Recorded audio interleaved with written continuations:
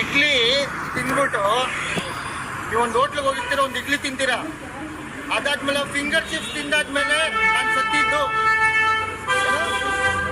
ಇಡ್ಲಿಲಿ ಹೋಗಿ ಊಟ ಮಾಡಿ ನೀವು ಇದು ಮಾಡ್ತೀರಾ, ಫಿಂಗರ್ ಚಿಪ್ಸ್ ತಿಂದಿದ್ದೆ ಸತ್ತಿದ್ದು ಅಂತ ಹೇಳಿದ್ರೆ ಕಾನೂನು ಒಪ್ಕೊಳ್ಳುತ್ತಾ ಸ್ವಾಮಿ? ಕಾನೂನಿಗೆ ಬೇಕಾಗಿರೋದು ಸಾಕ್ಷಿ ಪುರಾವೆಗಳು. ಇದೇ ಒಂದು ಅಷ್ಟೊಂದು ಹೋರಾಟ ಮಾಡಬೇಕಾಗಿತ್ತಾ? ಮಾಡಲಿ. ಇಲ್ಲಿ ನೋಡಿ, ಒಂದು ಹೇಳ್ತೀನಿ ಉದಾಹರಣೆಗೆ, ಆನ್ಲೈನ್ ಫೈನಾನ್ಸ್ ಆ್ಯಪ್ಸ್ ಅಂತ ಇದೆ. 2019 ಅಹಿಂಸಾ ತತ್ವದಲ್ಲಿ ನಾವು ಹೋರಾಟ ಮಾಡ್ತಾ ಇದ್ದೀವಿ. ಎಷ್ಟು ಅಹಿಂಸಾ ತತ್ವದಲ್ಲಿ ಪ್ರೈಮ್ ಮಿನಿಸ್ಟರ್ ಆಫ್ ಇಂಡಿಯಾ ಅಷ್ಟೊಂದು ಸೋಷಿಯಲ್ ಮೀಡಿಯಾದಲ್ಲಿ ನಾವು ಯಾವತ್ತೂ ಕಾಣಿಸ್ಕೊಂಡಿಲ್ಲ. ಏನಕ್ಕೋಸ್ಕರ ಅಂದರೆ ಇವತ್ತು ಆಚೆ ಬರೋದಕ್ಕೆ ಕಾರಣ ಏನು ಅಂತ ಹೇಳಿದ್ರೆ ನಮ್ಗೆ ಊಟ ಕೊಟ್ಟಿದೆ ಸ್ವಾಮಿ.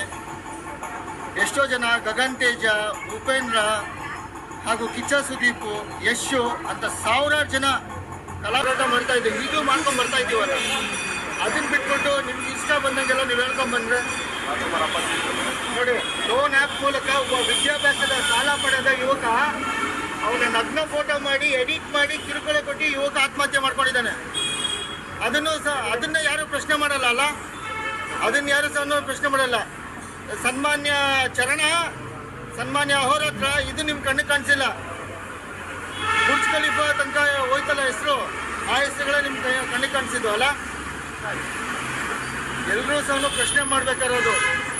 ನಾವು ಕೇಳಿರೋದೇನು ಗೊತ್ತಾ ಸರ್ಕಾರಕ್ಕೆ? ಇದ್ರ ಮುಖಾಂತರ ಯಾವುದೇ ಒಂದು ಆ್ಯಪ್ಗಳಿರ್ತಲ್ಲ, ಅವ್ರದ್ದು ಅಡ್ರೆಸ್ನ ಯಾಕೆ ಡಿಸ್ಪ್ಲೇ ಮಾಡಲ್ಲ ನೀವು?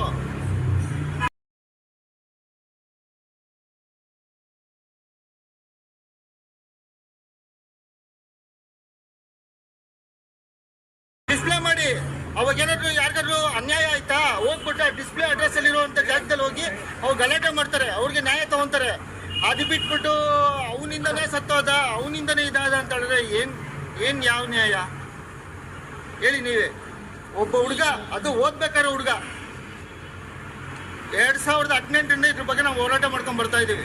ಅವ್ರ ಮೇನ್ ಪ್ರಶ್ನೆ ಏನಂದ್ರೆ ನೋಡಿ, ಅವ್ರ ಮೇನ್ ಪ್ರಶ್ನೆ ಏನಂದ್ರೆ ರಮ್ಮಿ ಸರ್ಕಲ್ ಯಾರ್ಡ್ ಅನ್ನೋದು, ರಮ್ಮಿಯಿಂದ ಬಹಳಷ್ಟು ಜನ ಹಾಳಾಗೋಗ್ತಾ ಇದಾರೆ ಅಂತ ಹೇಳ್ತಾ ಇದ್ದಾರೆ. ಅದನ್ನ ಬ್ಯಾನ್ ಮಾಡ್ಬೇಕಂತೇಳಿ ಅವ್ರು ಅಪೋಸ್ ಮಾಡ್ತಾ ಇದ್ದಾರೆ. ಈಗ ರಮ್ಮಿ ಬಿಟ್ರು ಈಗ ನಮ್ಮ ಲೆವನು ಅದ್ಯಾವ್ದೋ ನಮ್ಮ ಆನಂದ್ ಅಂತೇಳಿ ಅದು ಇದೆಲ್ಲ ಅದನ್ನ ಇಟ್ಕೊಂಡು ಕುಂತವ್ರೆ.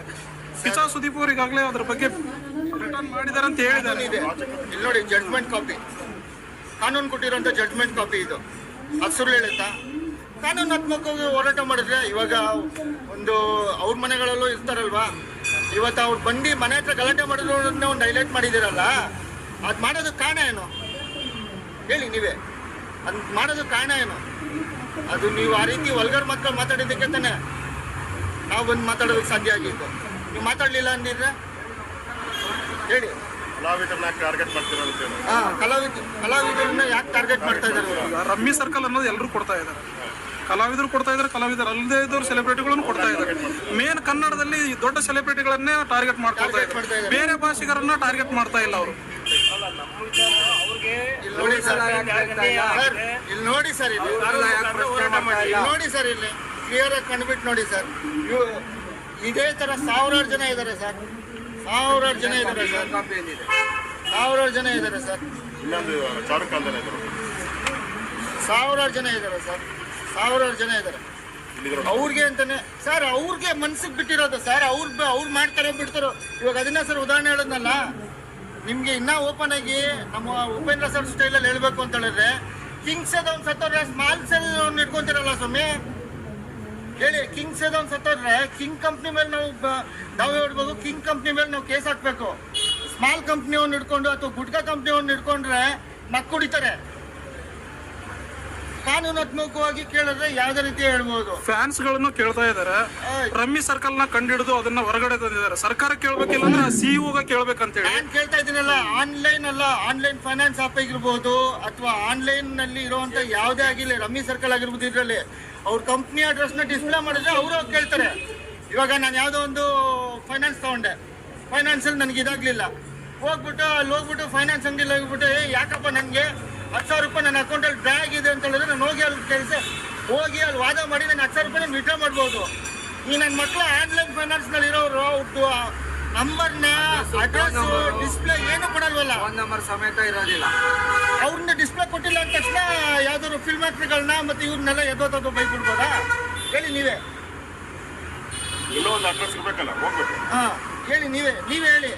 ನೀವು ಸಾರ್ವಜನಿಕರು, ನಾವು ಹೇಳೋದಲ್ಲ, ನೀವು ಸ್ವಲ್ಪ ಅಬ್ಸರ್ವ್ ಮಾಡಬೇಕು. ಎಲ್ಲ ಹಿಡ್ಕೊಂಡು ಕುತ್ಕೊಂಡಿದ್ದೀವಲ್ಲ, ಎಲ್ಲ 2019ರಿಂದ ಕಾನೂನಾತ್ಮಕವಾಗಿ ಅಹಿಂಸಾ ತತ್ವದಲ್ಲಿ ಕಳಿಸಿದ್ದೀವಲ್ಲ. ನೋಡಿ ಇಲ್ಲಿ ನೋಡಿ, ನ್ಯಾಷನಲ್ ಹ್ಯೂಮನ್ ರೈಟ್ಸ್ ಅದು ಕೇಸ್ ನಂಬರು ಆನ್ಲೈನ್ ಫೈನಾನ್ಸರ್ ಬಗ್ಗೆ. ನಾನು ಹಂಗನ್ಬಿಟ್ಟು ನನಗೆ ಈ ಥರ ಆಯಿತು, ಎಷ್ಟೋ ಜನ ಸತ್ತೋರು ಅಂದ್ಬಿಟ್ಟು ನಾನು ಮೀಡಿಯಾ ಮುಂದೆ ಬಂದು ಯಾವತ್ತೂ ಈ ಥರ ಕಿಡಿಸ್ಲಿಲ್ವಲ್ಲ. ಅದಕ್ಕೆ ಯಾವ ರೀತಿ ಬೇಕೋ ಅದು ಯಾವ ರೀತಿ ಪ್ರಶ್ನೆ ಹುಡ್ಕೊಂಡಿದ್ಯೋ ಆ ಪ್ರಶ್ನೆಗೆ ತಕ್ಕಂತಹ ಸವಾಲ್ಗೆ ಜವಾಬ್ನ ಹುಡ್ಕೋದೇ ನಮ್ಮಂಥವ್ರ ಕೆಲಸ. ಅದೇ ರೀತಿನೇ ಎಲ್ಲ ಥರನೂ ಮಾಡೋದಕ್ಕೆ ನಾವೆಲ್ಲ ಇದು ಮಾಡಿ ಇವತ್ತು ಬ್ಲಾಸ್ಟ್ ಮಾಡ್ಕೊಂಡಿದ್ದೀವಿ. ನಮ್ಮನ್ನು ನಾವೇ ಬ್ಲಾಸ್ಟ್ ಮಾಡ್ಕೊಂಡಿದ್ದೀವಿ. ಚರಣ್ ಮತ್ತು ಅವ್ರ ಹತ್ರ ಏನು ಹೇಳ್ತಾರೆ ಫೈನಲ್ ಆಗಿ ನಿಮ್ಮ ಕಡೆ? ಸರ್, ಇದು ತಪ್ಪು ಮಾಡೋ ಮನುಷ್ಯ 3800 ವಿಡಿಯೋ ಮಾಡಿದ್ದಾರೆ ಅಂತ ಸರ್. 3800 ವಿಡಿಯೋ ಮಾಡಿದ್ದಾರೆ. 900 ಎಕರೆ ಇದೆ ಪಾಪ ಪುಣ್ಯಾತ್ಮಂಗೆ, ಚರಣಂಗೆ. ಅವನೇ ಹೇಳಿದ ಅವ್ನ ಬೈನಲ್ಲಿ 900 ಎಕರೆ ಇದೆ. ಸ್ಮಾರ್ಟ್ ಸಿಟಿ ಕಟ್ಸ್ಕೊಳ್ಳಿ, ಏನು ಬೇಕಾದ್ರೂ ಮಾಡಲಿ, ಈ ಥರ ಒಂದು ಫ್ಯಾಮ್ಲಿಗಳಿಗೆ ಅವ್ನು ಊಟ ಹಾಕ್ಲಿ, ತೊಂದರೆ ಇಲ್ಲ. ನಮ್ಗೆ ಅದಕ್ಕೂ ಬೇಕಾಗಿಲ್ಲ. ಅಹೋರಾತ್ರ ಚರಣನ ಈ ಕೂಡಲೇ ಬಂಧಿಸ್ಬೇಕು ಅಷ್ಟೇ.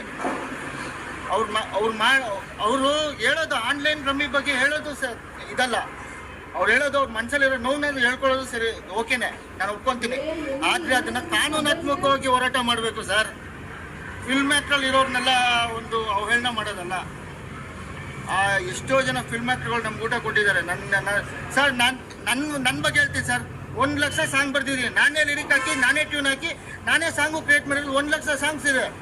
ಎಷ್ಟೋ ಜನದ ಹತ್ರ ಹೋದೆ, ಆಗಲಿಲ್ಲ. ಹಾಗನ್ಬಿಟ್ಟು ಇವಾಗ ನಾನು ನಾರ್ಮಲಾಗಿ ಕೆಲಸ ಮಾಡ್ಕೊಂಡು ತಿರುಗ್ತಾ ಇದ್ದೀನಿ ಸರ್.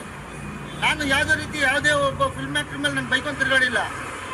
ಅವ್ರು ಎಷ್ಟು ಕಷ್ಟಪಟ್ಟು ಈ ರೇಂಜಿಗೆ ಬಂದಿರುತ್ತೆ ಸ್ವಲ್ಪ ಯೋಚನೆ ಮಾಡಿ. ಎಷ್ಟು ಶ್ರಮ ಇರುತ್ತೆ. ನಾನೇ ಲಿರಿಕ್ ಹಾಕಿ, ನಾನೇ ಟ್ಯೂನ್ ಹಾಕಿ, ಡಿ ಬಾಸ್ ಮೇಲೆ ಬರ್ದಿರೋ ಸಾಂಗ್ ಹೇಳ್ಬೇಕಾವಲ್ಲಿ. ಅಲ್ಲಿ ಡಿ ಬಾಸ್ ಅವರು ಏನಾದ್ರು ನಾನು ಬೇಕು ಅಂತ ಡಿ ಬಾಸ್ ಅವ್ರಿಗೆ ಸಪೋರ್ಟಿಗೆ ಹೇಳ್ತಾನೆ, ನಾನೇ ಹೇಳ.